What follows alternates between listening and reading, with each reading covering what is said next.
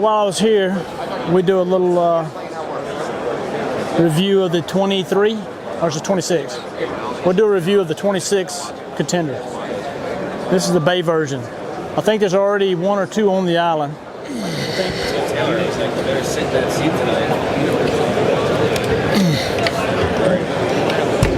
Just a standard anchor locker here. Nothing special about that.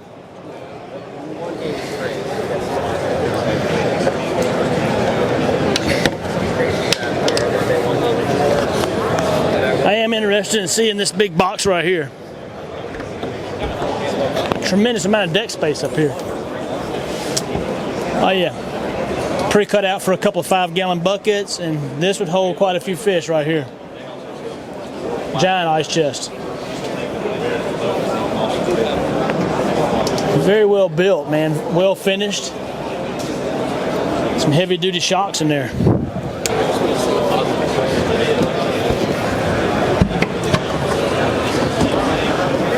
And more storage.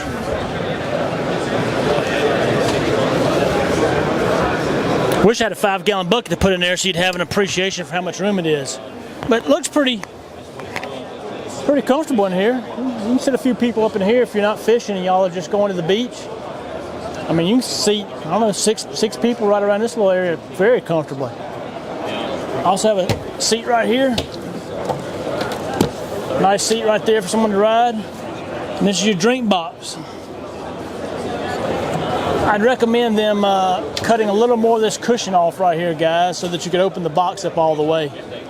That's an easy answer. Just shorten this up. It doesn't really impact you sitting down because it's behind you. If it was a little bit less of a cushion, it would go right on back.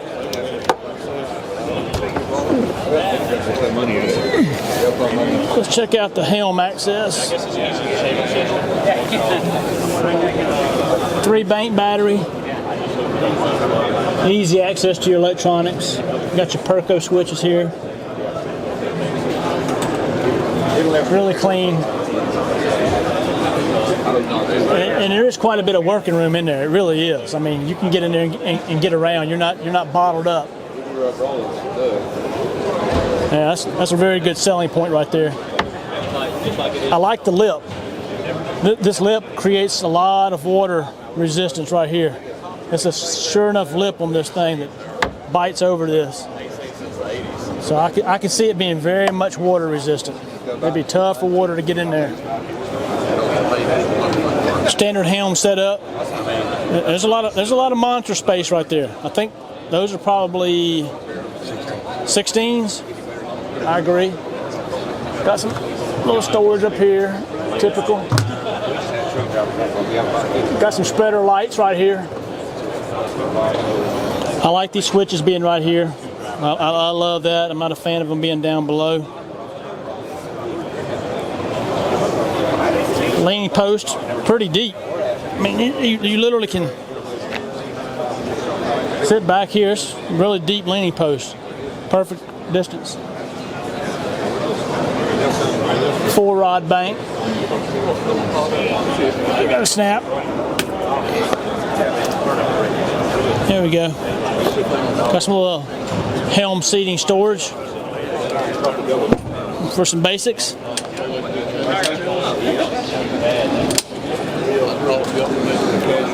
We got probably a live well underneath here. I'm not sure. Oh yeah, here we go.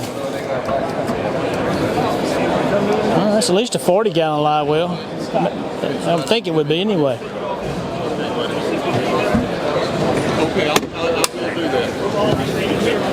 This hideaway seating.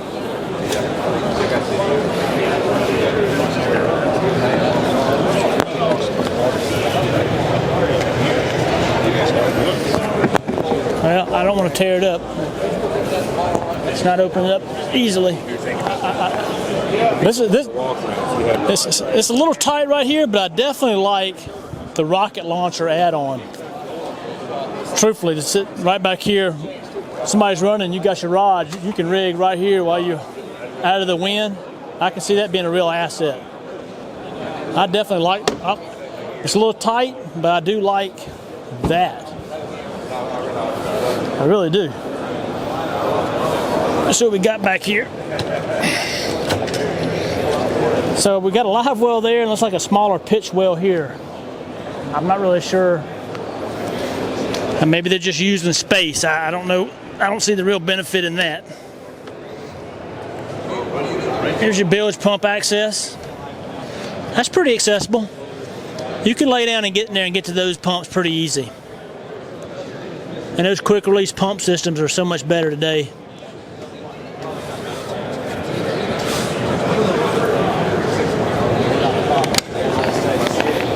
And I think we got a little more storage over here is all this is. No, it's just bilge access. Some more bilge access.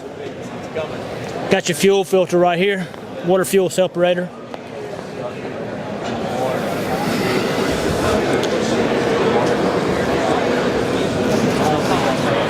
Wash down pumps are in here. Same on the port side.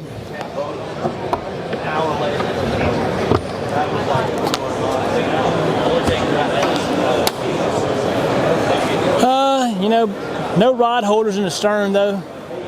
That's a little tough. I mean, we got basically, you take this out, you got 2, 4, 6, 7, 8, 12. 12 rod holders. Got the hideaway cleats, which I do like. That's a very good attribute right there. Should have pushed this button right here. Is that it's a little button right there you push, pops up.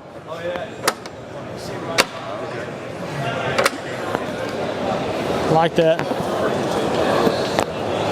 Very clean though, very clean.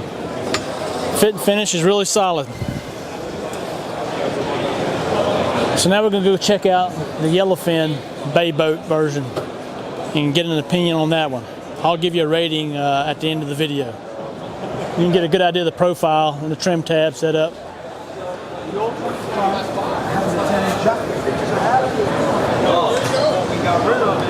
It's got some pretty good V all the way to the stern.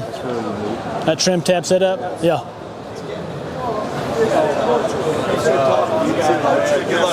Jack plate's much smaller than you'd expect. It's super compact and efficient.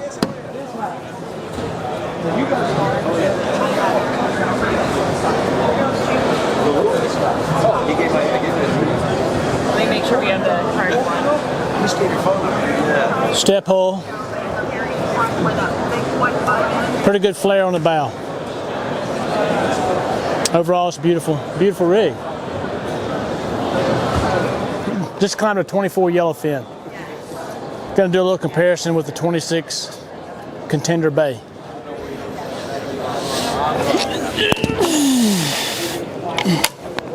Standard rod locker. I mean, standard anchor locker. Much cleaner finish than the Contender, I will say.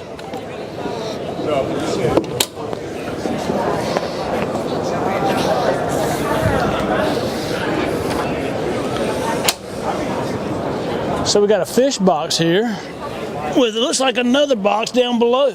I've never seen this. Okay. A couple of trolling motor batteries, it looks like. I don't know if that's starter batteries or trolling motor batteries. But you could definitely go with a 36 volt trolling motor with a 36 volt lithium ion single battery. That would, you know, give you even more space for possible storage and less weight. I'd be interested in reading some reviews on how well that holds up down here in this place in saltwater conditions.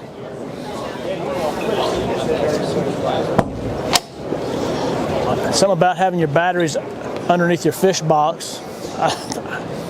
Maybe it's just psychological. I'm not sure. Oh yeah, tremendous amount of storage. I don't know whether these are actually insulated for fish or not, but it's likely they could be and would be if you wanted them to. That seems universal with most all boat builders. If you want a storage locker insulated, you certainly can do that. Should be a Mimic right over here, and it is. Sure can. So it looks like it'll hold at least a 6-foot rod at a minimum. But personally, I've never used rod storage. I will say, I've counted the rod holders. There's 18 rod holders on this boat compared to 12 on the Contender.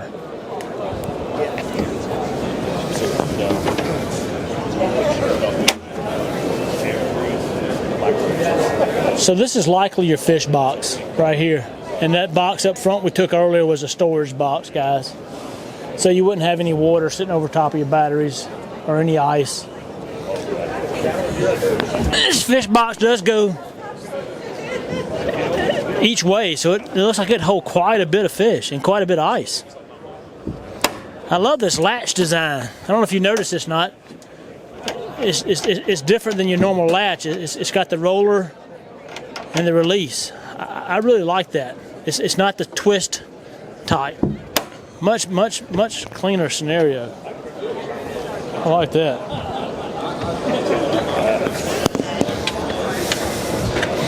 Same thing here. You just pop the latch and it pops open. Okay, well this confirms what we thought. Those were turtle motor batteries in the bow storage. Because here's your cranking battery and your house battery.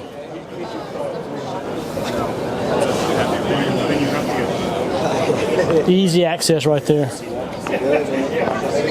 And it's got a rubber grommet gasket that goes all the way around to keep the moisture out, it looks like. It feels really heavy, solid. No binding. The fit is absolutely perfect. It really is. This particular boat has the what would you call this, Brandon? A half tower setup, which is ideal for the Dolphin Island guys. There's so much blackfish fishing that goes on down there. This is crucial. Helm setup, I like it. Steering wheel on the left side, I love that because you can look around the edge. Cushion seat really feels good. Very comfortable sit right here. Much closer to the helm than the Contender was in terms of grabbing a steering wheel. Got a handle here for the guest. Got some overhead lighting right up here. It looks like a 19-inch Lowrance right here. I like that. A couple of cup holders. You could put you some sea deck up here that would give you a lip. Perfect scenario to put your phone, sunglasses, any other item. Check out those rod holders on that side over there. Looks like they're totally clear of the T-top, so it looks pretty good in terms of dropping a rod in with nothing obstructing you. This is the steps to climb right on into your half tower right here. You go right on up.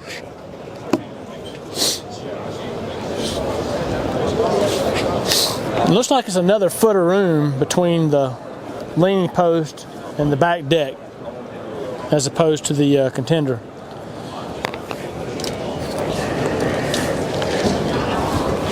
Access to the bilge area.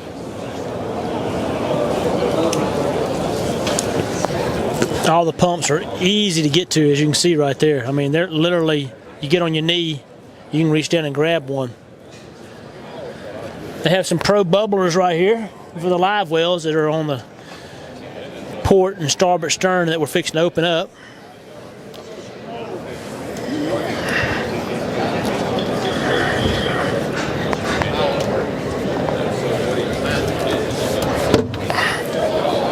The starboard live well.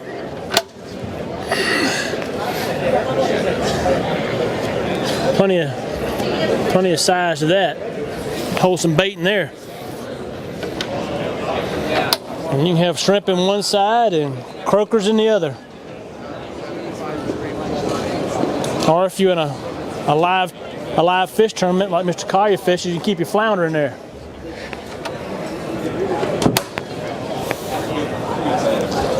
Just don't put no weights in them. Stay away from the egg sinkers. So we got another live well right here with a little, keep this from splashing out. Check that out, guys. So I guess you can leave this open while you're fishing. Keep it from splashing. You open up, grab your bait out there. So you can truly have a tremendous amount of bait on this boat. I mean, you could throw your cast in it and catch 300 pogies and keep them alive with ease. That's a pretty big asset there, especially if you have a place to keep your bait alive at your dock. Most bait boats don't have this kind of live well capacity to keep bait alive. This is equipped with a Mercury 400. Price-wise, they're telling me this is a $180,000 boat, as rigged, for the 24. The Contender, $228, but it is 26. So please leave me some comments, if you would, on if you've had the opportunity to fish one or both, and give me the pros and cons. And I'll definitely share them on the next video. That'll be all for today, guys. See you on the water.